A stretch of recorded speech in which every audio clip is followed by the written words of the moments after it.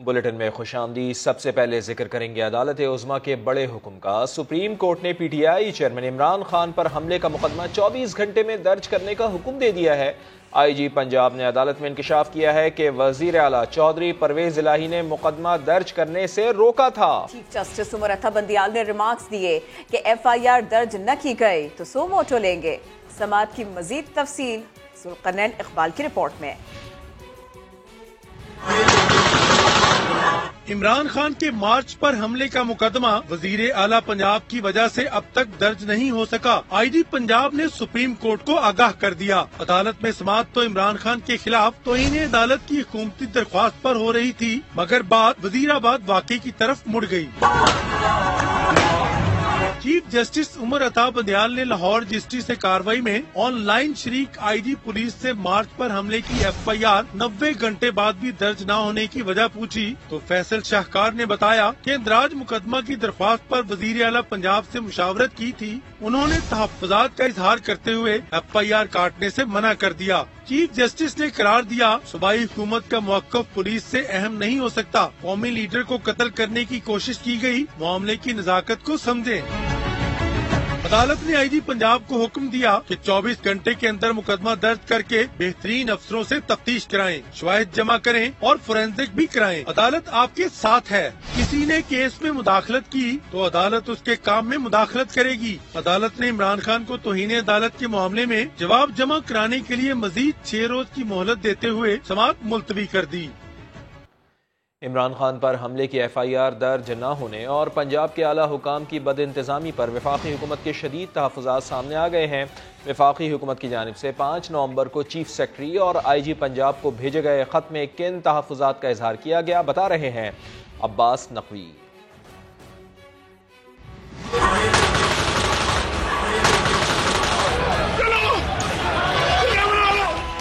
इमरान खान पर हमले का मुकदमा दर्ज न होने पर सूबे के आला हुकाम की बदइंतजामी पर वफाकी हुकूमत के शदीद तहफ़्फ़ुज़ात। चीफ सेक्रेटरी और IG पंजाब को खत लिख दिया। खत में कहा गया कि वजीराबाद वाक़े की FIR मुतलका SHO या CTD की मुद्दत में दर्ज करें। ताखीर गैर कानूनी और असल मुल्जिम के खिलाफ कार्रवाई को नुकसान पहुँचाने का सबब बनी।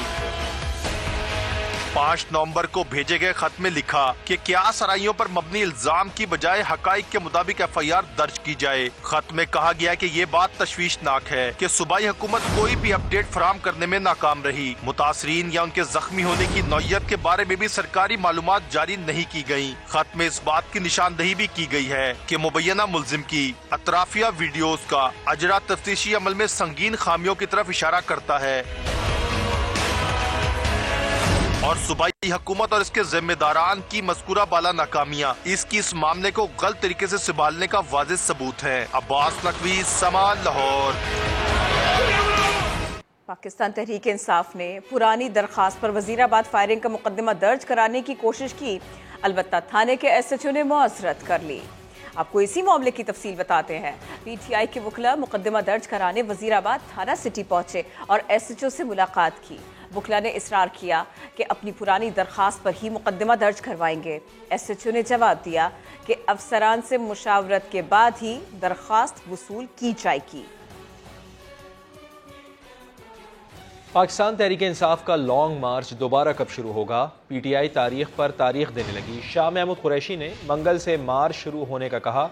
फवाद चौधरी ने बुध की तारीख दी। कुछ ही देर में शाह महमूद कुरैशी ने यू टर्न लेकर जुमेरात से मार्च शुरू करने का ऐलान कर दिया।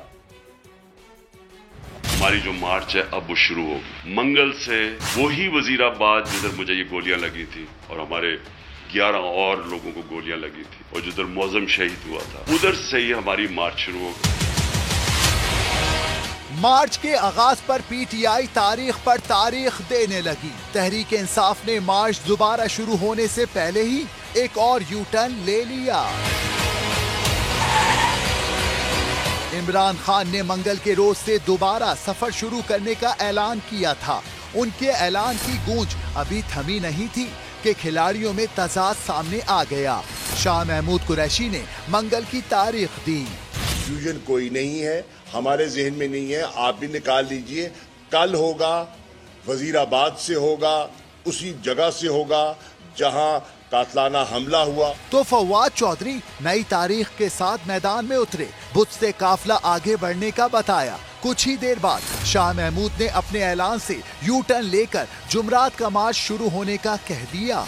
अब ये लॉन्ग मार्च शुरू होगा बरोज जुमेरात बवक्त 2 बजे बमकाम वजीराबाद। असद कैसर तो कुछ और ही कहानी सुना रहे हैं।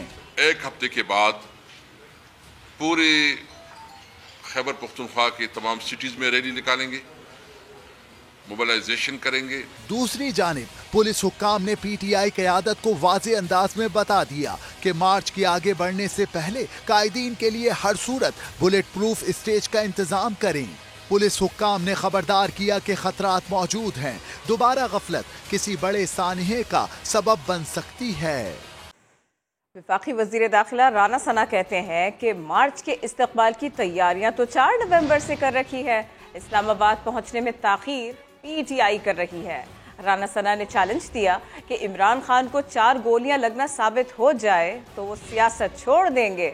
उस्मान खान की रिपोर्ट। मार्च और धरने के हवाले से पीटीआई के मुसलसल यू टर्न और तारीख पर तारीख। विफाकी वजीर दाखिला राना सनाउल्लाह कहते हैं निमटने की पूरी तैयारी तो 4 नवंबर से ही कर रखी है, देर तो बस पीटीआई वाले कर रहे हैं इस्लामाबाद पहुंचने में। वजीर दाखिला ने यह भी कहा कि अवाम ने पीटीआई को मुस्तरद कर दिया तो पंजाब और केपी हुकूमत ने सरकारी निगरानी में अवाम दुश्मन एहतजाज करवा के लाखों शहरियों की जिंदगी अजीरन बना दी। पुलिस जो है वो बाकायदा उनकी हिफाजत करके उनसे रास्ते बंद करवा रही है और लाखों करोड़ों लोगों को जो है वो सड़कों पे रुला रही है, मरीजों को रुला रही है, लोगों के लिए परेशानी का बायस बन रही है। तो ये दोनों सूबाई हुकूमतें कर रही है। राना सनाउल्लाह ने इमरान खान को एक बड़ा चैलेंज भी दे डाला।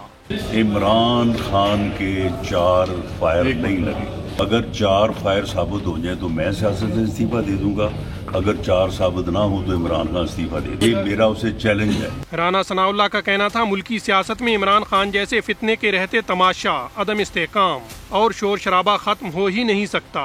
ये भी कह दिया कि कौमी सलामती के इदारों को सियासत में ना घसीटा जाए। इमरान खान मेरे खिलाफ मुकदमा दर्ज करवा के शौक पूरा कर लें, शामिल तफ्तीश होने के लिए तैयार हूँ। वज़ीर आज़म के मुआविन खुसूसी अता तारड़ ने सवाल उठाया है कि इमरान खान को चढ़ाया गया प्लास्टर 2 दिन बाद कैसे उतर गया।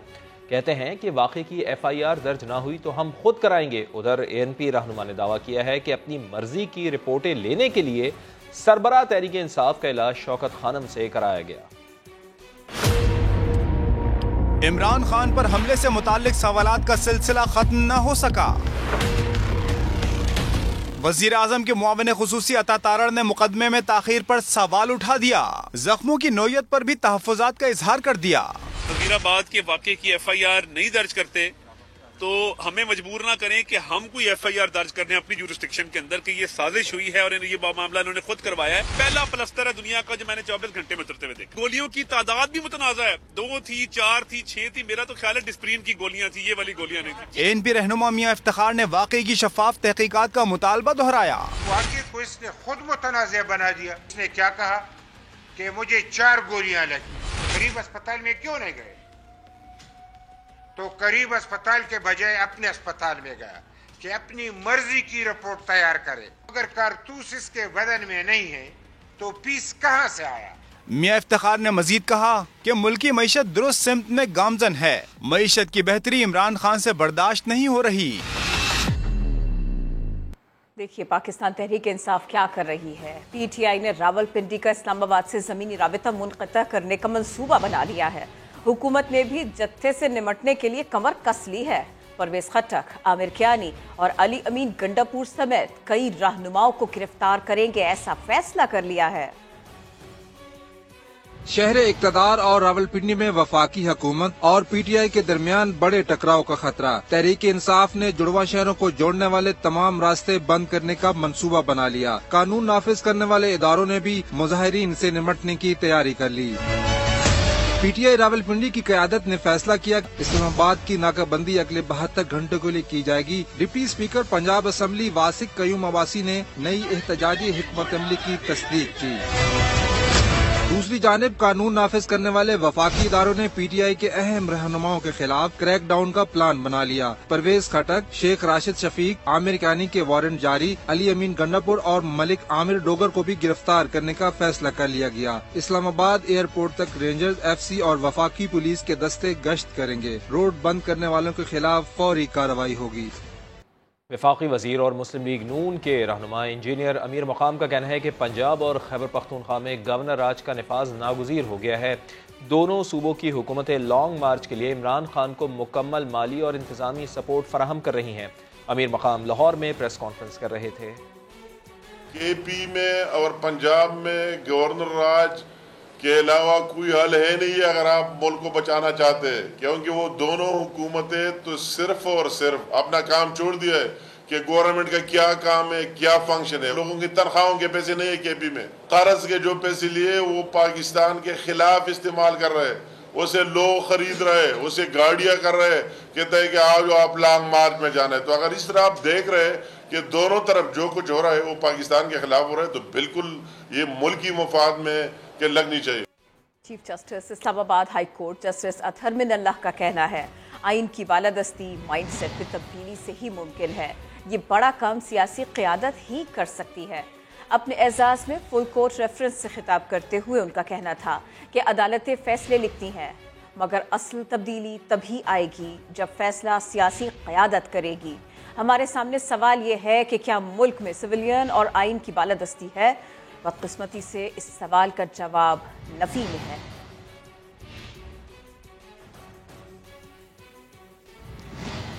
मिस्र में COP27 समिट के मौके पर वजीर आजम शहबाज शरीफ की अहम आलमी रहनुमाओं और इदारों के नुमाइंदों से साइडलाइन मुलाकातें जारी हैं। शहबाज शरीफ ने दहशतगर्दी के खिलाफ जंग की तरह मौसमियाती तब्दीलियों से निपटने के लिए भी आलमी इत्तेहाद जरूरी करार दे दिया। इस्लामाबाद से उस्मान खान की रिपोर्ट में देखिए।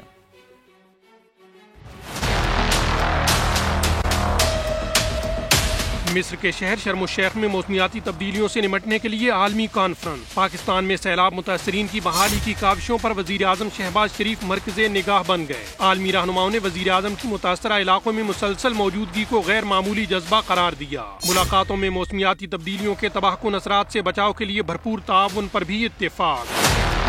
वजीर आजम शहबाज शरीफ यूरोपीय यूनियन के सदर चार्ल्स माइकल और कमिश्नर उर्सुला वॉन से मिले। फेटफ ग्रे लिस्ट से निकलने के लिए ताउन को सराहा। रवाबित मजीद बढ़ाने के अज़्म का भी इयादा। IMF की MD क्रिस्टालिना जॉर्जीवा की भी वजीर आजम शहबाज शरीफ से मुलाकात हुई। वजीर आजम ने कहा सैलाब, कोरोना वबा और आलमी कसाद बाजारी से मुआशी बहाली की रफ्तार पर मनफी असरात पड़े, लेकिन IMF का प्रोग्राम जरूर पूरा करेंगे। वजीर आजम शहबाज शरीफ की सेक्रेटरी जनरल अक़वाम मुत्तहिदा एंटोनियो गुतेरेस, मुत्तहिदा अरब अमारात के सदर Mohammed bin Zayed Al Nahyan, Arab League के सेक्रेटरी जनरल अहमद अबुल गैस, लबनान के वजीर आजम नजीब मैकाती, इंडोनेशिया के सदर जोको विदोदो समेत दीगर आलमी रहनुमाओं से भी मुलाकातें।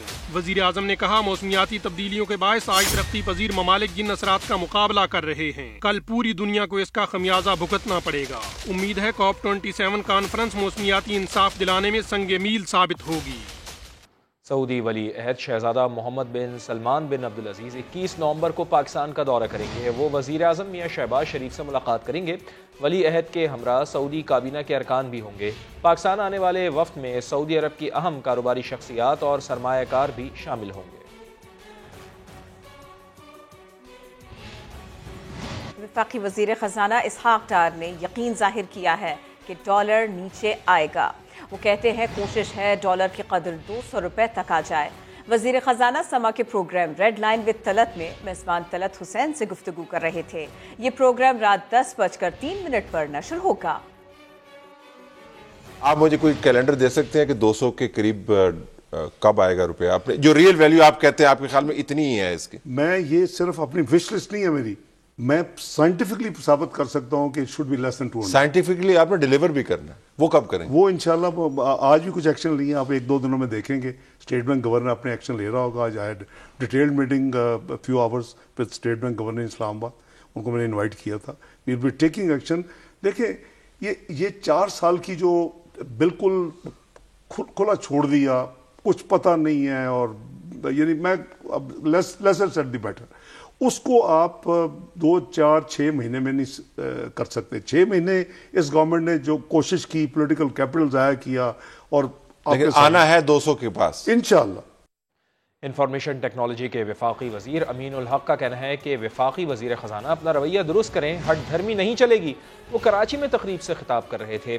अमीन उल हक ने वाज़ेह किया है कि डिजिटल पाकिस्तान वजीर आज़म का विजन है। उनकी हिदायत है कि IT एक्सपोर्ट को बढ़ाया जाए।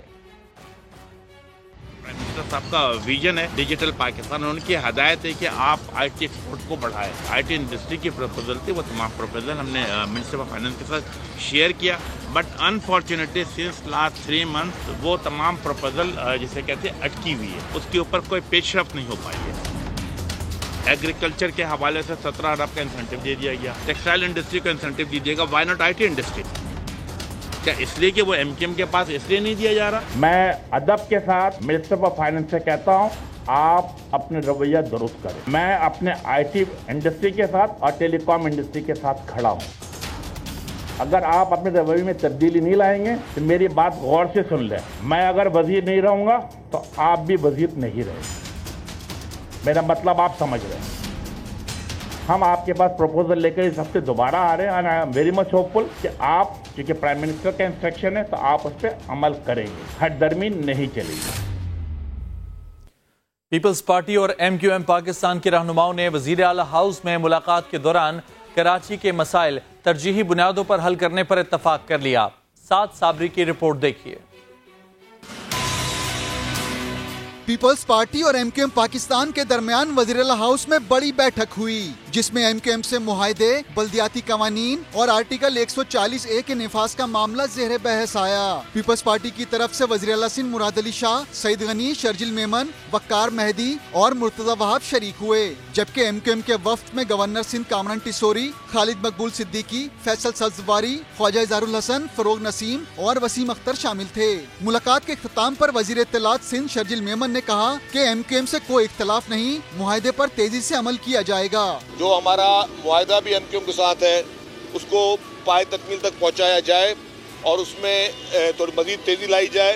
MQM के जो भी खदशात हैं उसको दूर किया जाए। तो इन तमाम मामलों पर जो है वो MQM और पीपल्स पार्टी में काफ़ी चीज़ों में कंसेंसस पाया जाता है। MQM के रहनुमा ख्वाजा इज़हारुल हसन ने भी उम्मीद जाहिर की कि कराची और सिंध के अवाम जल्द खुशखबरी सुनेंगे।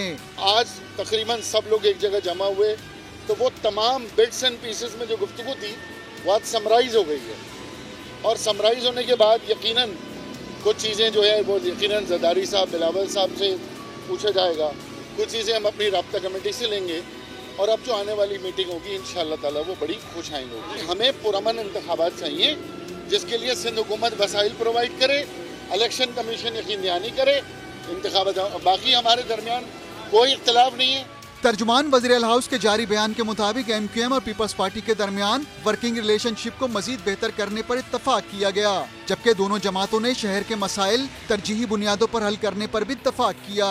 कैमरामैन अकबर अली के साथ साद साबरी, समा, कराची। घोटकी के कच्चे में पुलिस पार्टी पर हमला हुआ था, इसका मुकदमा दर्ज कर लिया गया है। इस वाक़े में DSP समेत 5 पुलिस एहलकारों की शहादत हुई थी। IG सिंध गुलाम नबी मेमन कहते हैं कच्चे के इलाके से डाकुओं का खात्मा करेंगे। इमरान आसिफ रिपोर्ट करेंगे। घोटकी के कच्चे रोंती में पुलिस कैंप पर हमले का मुकदमा दर्ज कर लिया गया। SHO थाना उबाड़ो असगर अवान की मुद्दत में दर्ज मुकदमे में 70 मालूम और 30 नामालूम डाकुओं को नामजद किया गया है। वाक़या के बाद IG सिंध गुलाम नबी मेमन भी शहीद एहलकारों की ताज़ियत के लिए घोटकी पहुंच गए। पुलिस हमेशा जब भी कोई ऑपरेट करती है, चैलेंज करती है और जब भी क्रिमिनल्स को टेक ऑन करती है तो यकीनन मतलब ये एक फाइट है, बैटल है जिसमें नुकसान किसी भी तरफ हो सकता है। IG सिंध रोंती उबाड़ो भी गए जहां शहीद जवान सलीम चाचड़ के लवाहिकीन से ताज़ियत की, उनके बच्चों से भी मुलाकात की और प्यार किया। रोंती में गुज़िश्ता रोज डाकुओं ने रॉकेट लॉन्चरों से हमला करके DSP समेत 5 एहलकारों को शहीद किया था।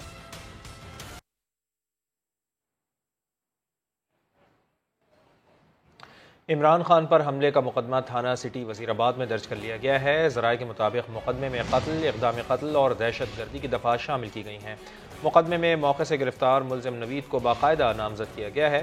FIR को कल सुप्रीम कोर्ट में पेश करने के बाद मंजर-ए-आम पर लाया जाएगा।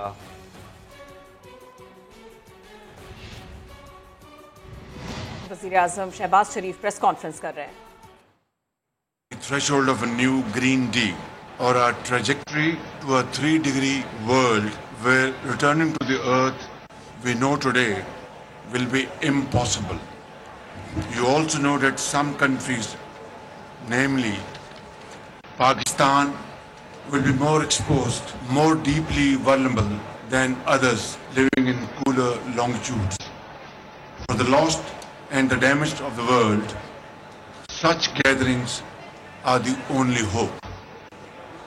In my country, Sheikh Jalal, millions of people are going into winter without the shelter or livelihood. That is their fundamental right. Women and children are still looking to us to protect their basic needs, while entire villages are seeking to secure a precarious future. With all of us, such recovery hinging on a flow of resources that we are unable to guarantee. Huge lakes of stagnant water have transformed the landscape of the south, where crops would have fed millions and livestock would have saved families from destitution. We are picking up the pieces as we speak. But hundreds of bridges still lie broken, like the 8,000 plus kilometers of metal road ripped out like toothpick from the fury of the raging torrents. And you said, and very rightly so, monsoon on steroids. The health crisis that threatens the south with its waterborne diseases from new lakes that don't drain, and the water is still stagnating all over. We are grateful to the UN agencies, WHO, and other development partners in supporting us through this unprecedented challenge. But this climate carnage is so much more than an exogenous shock to the entire body of our social and economic fabric. The latest estimates have calculated loss and damage at $30 billion. Our journey to recovery will be held back by increasing public debt, rising international energy prices, and no real access to adaptation funds.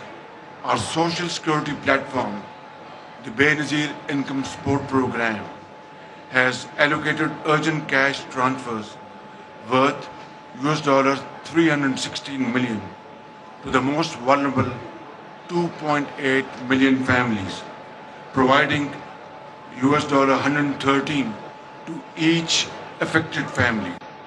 We have mobilized every available resource towards the national relief effort and repurposed all budget priorities, including resilience and development funds, to the rescue and first order needs of millions. But the gap is much bigger and it must be filled sooner rather than later. And we truly appreciate the flash appeals and the efforts you and your team have made. But as you know, Sheikh Jalal, there is still a long way to go in sheltering and feeding millions of people.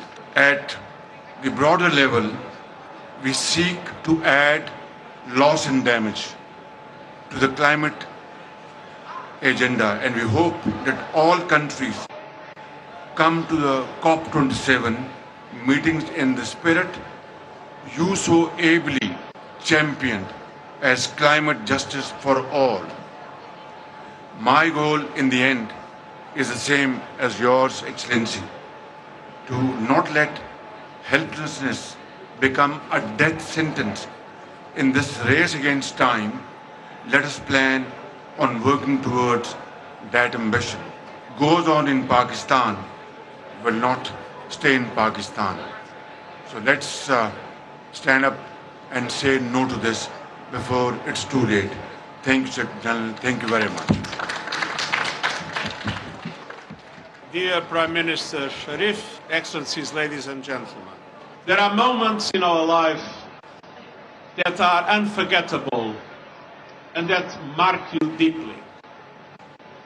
My last visit to Pakistan was one of these moments.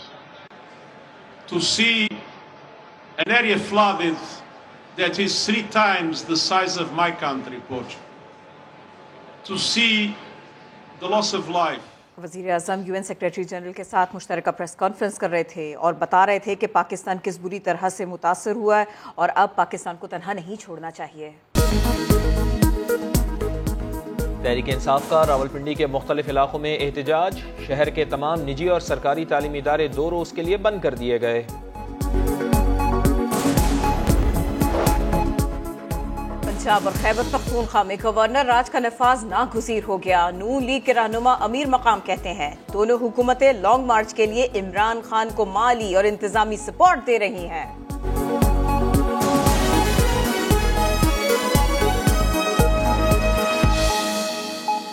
Karachi वालों को लुटेरे लूट रहे हैं, लोगों की जान महफूज है ना ही माल। लियाकताबाद में डाकुओं ने मुज़ाहमत पर तंदूर पर काम करने वाले नौजवान की जान ले ली। जीशान मुगल की रिपोर्ट। ये तस्वीर है 25 साला अमानुल्लाह की, जिसे लियाकताबाद 4 नंबर पर डाकू ने दौरान डकैती मुज़ाहमत पर कत्ल कर दिया। मकतूल चमन से रोजगार के लिए कराची आया था और घर के नीचे ही तंदूर पर मुलाजमत करता था। मकतूल के भाई के मुताबिक 2 मुसल्लह मुल्जिमान ने घर में घुसकर लूट मार की और मुज़ाहमत पर भाई को गोली मार दी। ये ऊपर सोए हुए थे, ये डिकेट लोग आया, 2 बंदे ऊपर चढ़ गया। जब इसने उन लोगों ने गेट खटखटाया या कुछ आवाज़ दिया तो ये बच्चे एकदम उठ गया कि भाई कौन है। उसने डायरेक्ट गोली मार दिया, वो गिर गया उसके साथ अपने जगह पर। ये भट्टी का काम करते थे, रोटी बनाने वाले। दौरान डकैती मुल्जिमान 50,000 रुपए और मोबाइल फोन लूटकर फरार हो गए। पुलिस ने जाए वकुआ से 9mm पिस्तौल का एक खौल भी बरामद कर लिया है। वाक़े की तहकीकात जारी हैं। कैमरामैन मोहम्मद रिजवान के साथ जीशान मुगल, समा, कराची। फैसलाबाद में बदबख्त इकलौते बेटे ने बूढ़े वालिदैन पर घर के दरवाजे बंद कर दिए। मां को घर से निकालने की वीडियो सामने आई तो पुलिस ने मुकदमा दर्ज कर लिया। मुरीदवाला के रिहायशी 70 साल रिटायर्ड टीचर मोहम्मद अली और उनकी ज़ईफ बीवी की जान मोहल्लेदारों ने बचाई। मोहम्मद अली के इकलौते बेटे अब्दुल हमीद ने 4 साल पहले घर पर कब्जा करने के बाद वालिदैन को घर से निकाल दिया था। गुज़िश्ता हफ्ते उन्होंने दोबारा घर आने की कोशिश की तो बेटे ने फिर से मारपीट शुरू कर दी। नवंबर की सख्त सर्दी में सांगड़ के गांव गुलूवसान में सेम नहर के किनारे मौजूद मुतासरीन के पास सख्त मौसम से बचाव के कपड़े हैं, ना ही ओढ़ने के लिए कंबल, खाने को भी कोई चीज़ नहीं। राशिद जान बलूच की रिपोर्ट। बालाई इलाकों में बर्फबारी के असरात सिंध तक आ पहुँचे। सांगड़ का मौसम सर्द होते ही सैलाब मुतासरीन की मुश्किलात में इजाफा हो गया। मुतासरीन को दिन में भूख और रात में सर्दी सताने लगी। उनके पास न खाने को कुछ है, न ठंड से बचाव के कपड़े।